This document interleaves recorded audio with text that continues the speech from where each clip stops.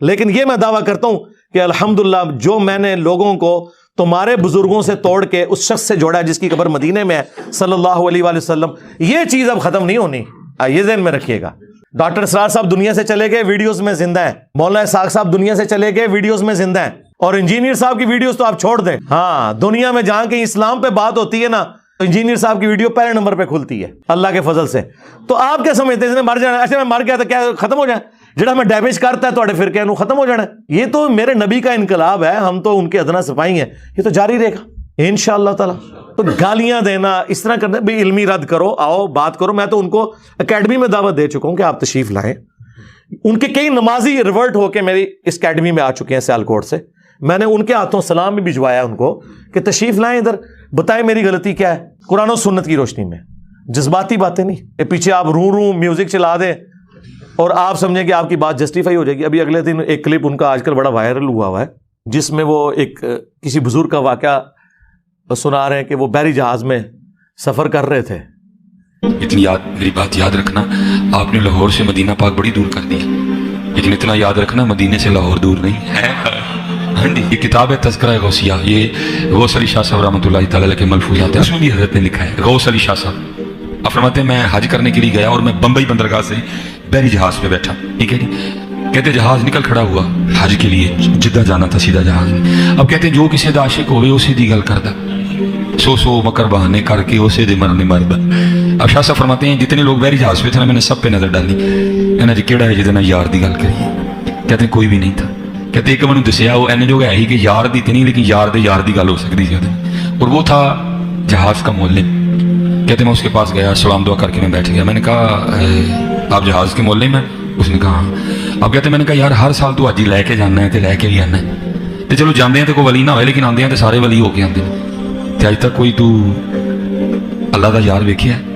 آپ فرماتے ہیں وہ مولوی مجھے سر سے لے کے نا پاؤں تک دیکھ کے کہتا ہے حضرت ساری زندگی میں دو ہی اللہ کے دوست دیکھے، پہلے کی بات سناؤں کہ دوسرے کی؟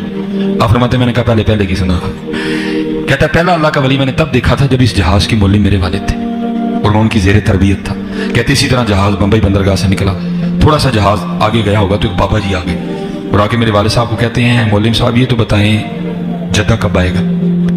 اگر مجھے پہلے پتا ہوتا نا کہ بحری جہاز میں سفر کرنے سے اتنی ابکائیں آتی ہیں، اتنا دل خراب ہوتا ہے، تو پھر ایک اور راستہ بھی تھا، میں نے اسی راستے سے چلے جانا تھا۔ اب یہ بتائیں جدہ کب آئے گا؟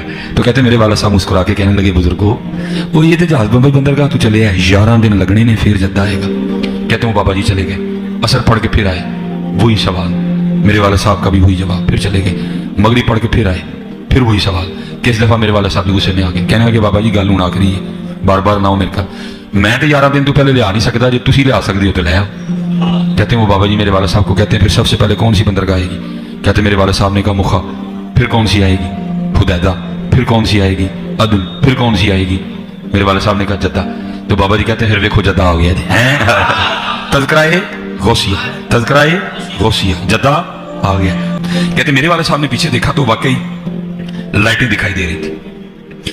کہتے والد صاحب بڑے پریشان ہوئے، دوپہر کو تو ہم بمبئی بندرگاہ سے نکلے، وہ بھی تو کراچی بھی نہیں آیا، تو یہ کیا ہوا کہ جہاز راستہ تو نہیں بھول گیا؟ کہتے جہاز کھڑا کیا گیا، بندے بھیجے گئے، جاؤ ویکھ آؤ کیڑی بندرگاہ ہے۔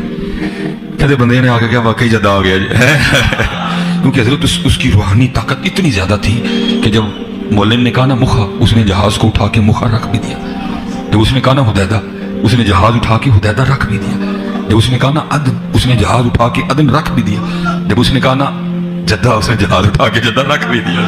یہ ہے بھائی میں کہا کرتا ہوں، ہمارے بزرگوں نے کوئی لطیفے نہیں لکھے جی، انہوں نے ایویں نہیں کہا تھا فاصلوں کو تکلف ہے ہم سے اگر ہم بھی بے بس نہیں بے سہارا نہیں۔ اچھا دوسری بڑی مزیدار بات ہے، ایک کی تو بات ہو گئی، اب شاہ صاحب کہتے ہیں مولم کہتا ہے دوسرے دی سناواں؟ شاہ صاحب کہتے ہیں میں نے کہا سنا، وہ کہنے لگے جی دوسرے اللہ والے تسی ہو۔ شاہ صاحب کہتے ہیں میں نے کہا بھائی پہلے تو اللہ والے کی تو نے اتنی بڑی کرامت دیکھی، تو میرا تو نے کیا دیکھا کہ میں اللہ والا ہو گیا؟ تو فرماتے ہیں مولم کہتا ہے حضرت جی اللہ والے دا پتہ بھی اللہ والے پوچھتے ہیں، یہ بہت کچھ ہے جی۔ ٹھیک ہے جی، تو وہ جہاز کے کیپٹن سے پوچھنے لگے کہ کبھی کوئی اللہ والا بھی ملا ہے؟ انہوں نے کہا جی 2 اللہ والے ملے ہیں۔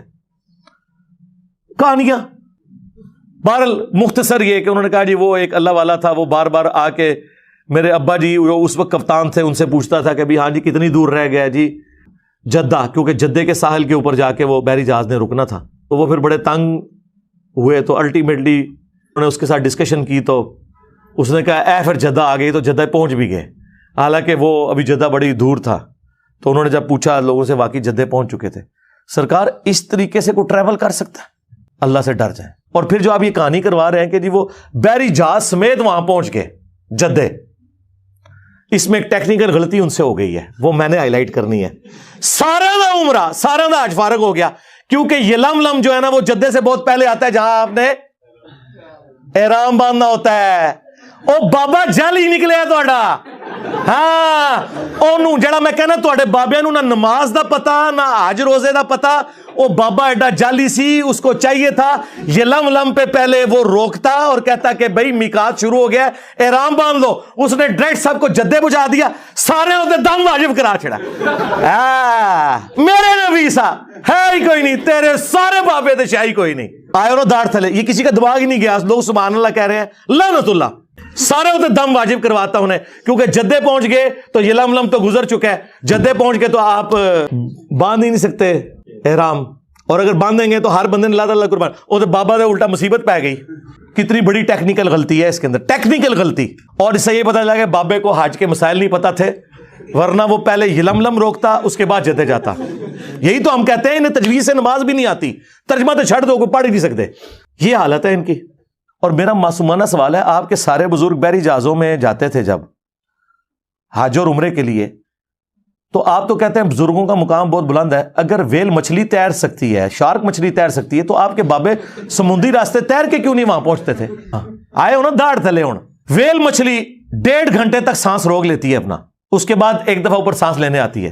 تو آڑے بابے دا بھی 1.5 گھنٹے سے سانس روکیے، چاہے غوث ہے، کتب ہے، ابدال ہے، 3 منٹ سے زیادہ کوئی بندہ زندہ نہیں رہ سکتا، عام آدمی مر جائے گا۔ اور دوسری طرف صحیح مسلم شریف، بنو سلمہ چوراہے پہ کھڑے ہیں، اللہ کے نبی علیہ السلام نے پوچھا کہ میں نے سنا ہے کہ تم مسجد نبوی کے قریب مدینہ شریف میں شفٹ ہونا چاہتے ہو۔ ان کا یا رسول اللہ گاؤں ایریا سے آتے ہیں، ظاہر ہے گاؤں ایریا سے آنے میں تردد ہے، نماز میں پہنچتے ہوئے اتنی ٹریولنگ کرنی پڑتی ہے، بعض کا جماعت بھی رہ جاتی ہوگی یا لیٹ پہنچتے ہوں گے، تو ہم نے سوچا کہ ہم نا مدینہ شریف میں ہی گھر لے لیں۔ تو نبی علیہ السلام نے فرمایا کہ جو تم اتنے قدم چل کے آتے ہو نا، تو تمہارے لیے ثواب لکھا جاتا ہے۔ یہ حدیث ہے، صحیح مسلم میں بھی، مشکات میں بھی موجود ہے۔ یہ ہے سر کتابوں کا پیغمبر۔ نبی علیہ السلام نے انہیں یہ کیوں نہیں کہا کہ بعد میں تو بزرگان دین جو ہے وہ اڑ کے پہنچ جایا کریں گے مکہ مدینے نمازیں پڑھنے، تو اڑ کے آ جایا کرو، مدینہ شریف کیوں شفٹ ہو رہے ہو؟ اتو اڑ ہوتے تھے، لینڈ کرو، اس زمانے پہ کوئی نہیں سی اڑتا۔ اور دوسری طرف یہ آپ کو کہتے ہیں بڑے سے بڑا غوث، کتب، ابدال، کسی صحابی کے گھوڑے کے قدموں کی خاک جو نتنوں میں بیٹھے اس کے برابر نہیں ہو سکتا۔ تو سرکار بنو سلمہ جن کے گھوڑوں کی خاک جو ان کے گھوڑوں کے نتنوں میں بیٹھتی تھی وہ تمہارے بابوں سے افضل تھی، وہ تو بےچارے مدینہ شریف شفٹ اس لیے ہو رہے ہیں کہ ہمیں دور سے آنا پڑتا ہے، ہم قریب ذرا شفٹ ہو جائیں تاکہ نماز پڑھنے میں آسانی ہو۔ ان کو تو حضور نہیں کہہ رہے اڑ کے آ جاؤ، یا وہ سوچ لے کہ اگر اڑ کے آ سکتے تو بےچارے یہ کام نہ کرتے۔ اس زمانے میں کوئی نہیں تھا اڑتا۔ اس کا مطلب یہ بعد میں ساری کہانی ہے۔ انجن روک دیتا جی، انجن بڑھایا بھی ہے کسی نے، روکنے نہیں رہے ہو، نہ تواڈے کول انجن بنیا، نہ تواڈے کول بحری جہاز بنیا، یہ بابے صرف روکتے ہی رہے ہیں۔ وہ جی اوپر نگاہ ماری 7 آسماناں تو تے عرش تے، تھلے نگاہ ماری 7 زمیناں کراس، تیل بھی کراس۔ تیل تو 8 سے 200 سال پہلے، مشکل 200 سال پہلے، 1853 میں پہلی دفعہ وہ تیل کا کنواں پنسلوینیا میں امریکہ میں نکلا۔ سر ایڈون، مٹھی داڑھی تھی ماشاءاللہ، ہے کرسچن تھے وہ، کرسچن۔ تو آڈے کسی بابے کو تیل نہیں دریافت ہویا جو یہ زمین کے نیچے والا تیل ہے۔ یہ میں اس لیے کہہ رہا ہوں کہ ان کا دعویٰ ہے کہ بزرگ دیکھ لیتے ہیں، ہمارا یہ دعویٰ ہے کہ دنیا بقدر ایفرٹ ہے۔